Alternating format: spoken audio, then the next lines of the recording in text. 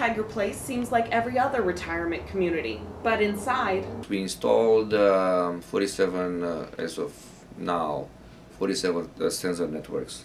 Sensors that a teenager would be able to recognize. Kinects by Xbox. It's just the device, the interface. It's not the Kinect sensor by itself, not Xbox. The gaming device collects information about the resident's movement and walking pattern, so it allows the nursing staff to constantly be monitoring residents. It helps these older adults to maintain independence and to feel like, to not feel like they're constantly being monitored by nursing staff. But when a change is noticed, we already have alerts that the nurse gets. I receive alerts through my email if there are any changes in the resident's activity. Residents like Dorothy Watson. She recently had surgery on her leg and says this research can only benefit.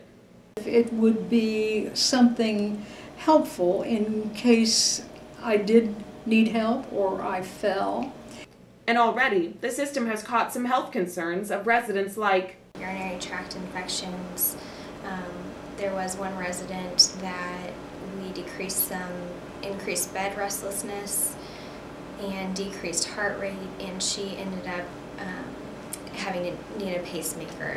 But the nurses need to be able to distinguish which alerts are important.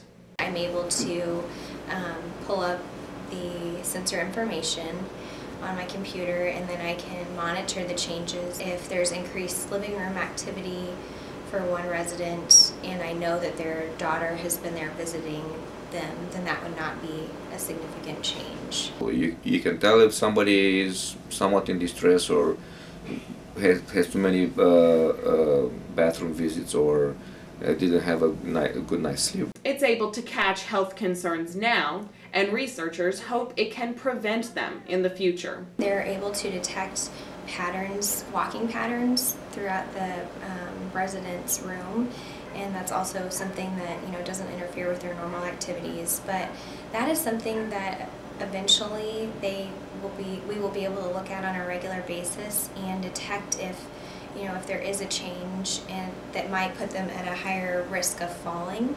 A risk Watson will not have to take. Amy Fenton, SciExchange.